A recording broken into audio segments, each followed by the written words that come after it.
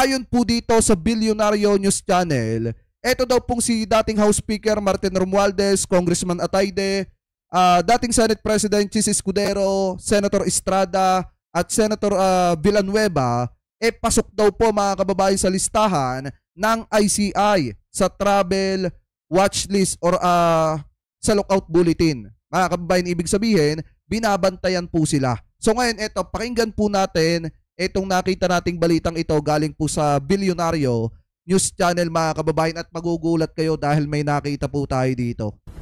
Pinalalagay na ng ICI sa travel watch list ang mga opisyal na... diba, ano ba yung sinasabi ni na Magalong dapat daw i-public? O di ayos at i-public ngayon ng ICI mga kababayan ito. So ngayon alam ng taong bayan kung sino yung mga binabantayan ng gobyerno, ano po yung binabantayan yung kanilang mga paglipad papuntang ibang bansa at napalagay sila sa lookout bulletin. Anyway, tuloy po natin.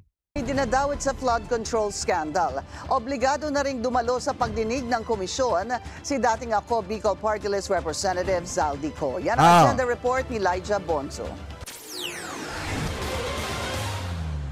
Nanghingi na ng tulong ang Independent Commission for Infrastructure sa DOJ para mag-issue ng Immigration Lookout Bulletin Order sa mga napangalanan sa flood control probe.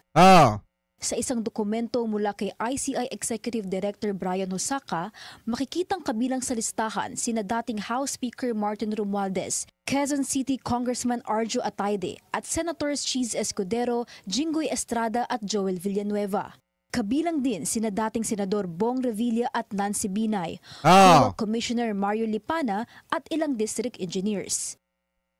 Ngayong araw, naglabas na rin ng subpoena ang ICI para kay resigned ako Bicol Party List Representative Zaldico. Iniuutos nito na magbigay ng testimonya si Ko sa mga personal niyang nalalaman sa umunoy budget insertions, maging sa umunoy naging papel niya sa mga questionabling flood control project. Pinagdadala rin si Ko ng mga kontrata, reports, records at financial statements kaugnay ng investigasyon. Ang tanong, aaten pa ba dyan? Ito pong si Zaldico ay maliwanag naman po mga kababayan na parang ang a-attend lang dyan ay ito pong si dating House Speaker Martin Romualdez. Pupunta rin ng ICI si Congressman Romualdez sa flood control hearing sa October 14.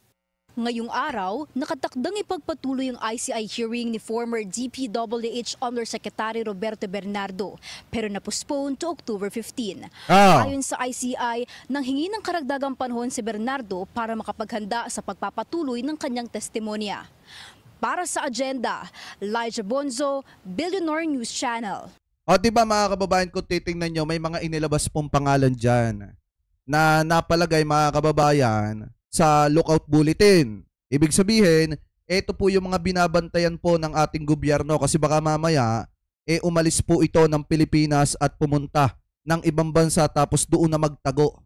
Ano po at hindi na bumalik ng Pilipinas. So ngayon, ang nakakagulat dito, actually hindi siya nakakapagtaka. Ang nakakagulat dito mga kababayan, doon po sa 30 na opisyal ng pamahalaan, nakabilang ang mga kongresista, senador, at dating opisyal ng DPWH na sangkot sa anomalya sa flood control project, meron po tayo nakitang pangalan na di umano ay pinababantayan din ng gobyerno at nakalagay din po sa lookout bulletin. So kung titingnan nyo mga kababayan dito po sa parting ibaba, nakalagay po yung pangalan ni Bogs Magalong. Ayan nakalagay po yung pangalan ni Bogs Magalong na pamangkin po ni Mayor Magalong ng di umano pamangkin ni Mayor Magalong. So ngayon, sino nga ba yung tinutukoy dyan mga kababayan na Bogs Magalong? Nakasama po sa lookout bulletin. So eto yan Yan Meow, meow, meow, meow.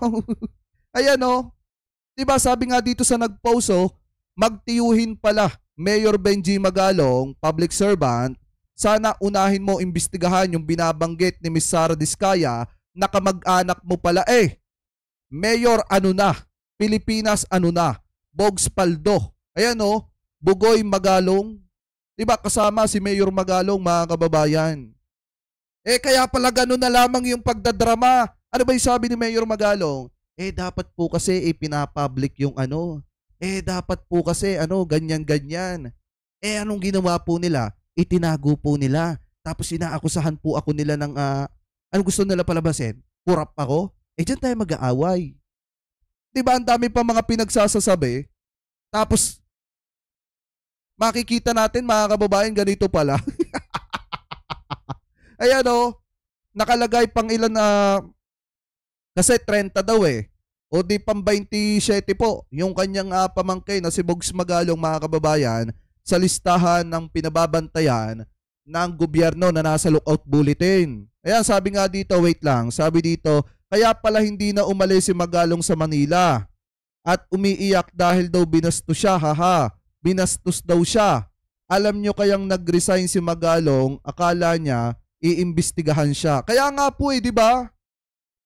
Kaya nga malupit nga dito mga kababayan, nakakagulat na lumabas pala yung pangalan ng kanyang pamangkin dito. Di ba may kasabihan tayo, bago mo sana imbestigahan yung iba, dapat imbestigahan mo muna yung mga nasa bakuran mo. Especially, kung totoo man, etong sinasabi at napapalabas na balita, na di umano'y pamangkin nyo daw po etong si Bogs Magalong, di ba mas mabuti at mas maganda na ito po yung unahin po ninyo para masabi ng taong bayan na naging tapat kayo sa pag-iimbestiga po ninyo. Biruin nyo, bukod pa pala dun sa sinasabing 110 million pesos na tennis court at parking building na ginawa ng mga diskaya na sinasabing hindi dumaan sa tamang proseso kasi walang lisensya itong mga diskaya para kuhanin yung kontrata na yon. Meron pa palang ganitong issue mga kababayan na kung saan naandi dito yung pamangkin ni Magalong. Ayan o. Diba? Biruin niya, pinangalanan po ng mga diskaya ito itong pamangkin ni Mayor Magalong, yan po ay napangalanan ng mag-asawang diskaya. At parang ang dating pa nga mga kababayan, kita nyo naman, hindi naman mapapalagay yan sa lookout bulletin kung hindi talaga kasama yan sa dapat imbestigahan. So ang maliwanag po dito mga kababayan, baka kaya napalagay sa lookout bulletin kasi kasama sa iniimbestigahan. Sabi nga dito, Jesus Crispin C. Rimulya, Secretary ng Department of Justice, sabi dito mga kababayan, ito yung subject, urgent request for issuance of an immigration lookout bulletin order. At kasama po dyan mga kababayan, yung pamangkin ni Mayor Magalong na si Bogs Magalong. Ayan o. Ano na ngayon? Ano po masasabi nyo, Mayor Magalong? Akala ko po ba malinis po ang hangarin nyo nung kayo po ay napasama sa ICI. Bakit hindi nyo nagawang ibulgar yung pamangkin po ninyo kung totoo man po ito? Di po ba bakit hindi nyo inunang imbestigahan yung pamangkin po ninyo? Yan po kasi mahirap mga kababayan, na una yung pagpapapogi, hindi nakita na meron palang pwedeng butas dito kay Mayor Magalong sa huli, which is ito pong pagkakasangkot ng kanyang pamangkin na si Bogs Magalong. Kaya ako nagtaka ko kanina pagkatingin ko mga kababayan, sabi ko, ba't may Magalong dito? Si Mayor Benjamin Magalong ba ito? Tapos pagkatingin natin mga kababayan, Sus Mariusep, eto pala yun. Eto pala yun mga kababayan. Ang masaklap nga nito, may padrama-drama pa, may paiyak-iyak pa mga kababayan, doon po sa Senado. Diba medyo konti na lang, mangiyak-iyak na siya. Yun pala naman mga kababayan, pinababantayan din pala yung kanyang pamangkin kasi nasasangkot din mga kababayan dahil idinawit ng mag-asawang diskaya. So ngayon bukod pa po dyan mga kababayan, maliwanag naman po nakasama po si Senator Jinggoy Estrada. At ayon po kay Senator Jinggoy Estrada, ito po yung kanyang sabi.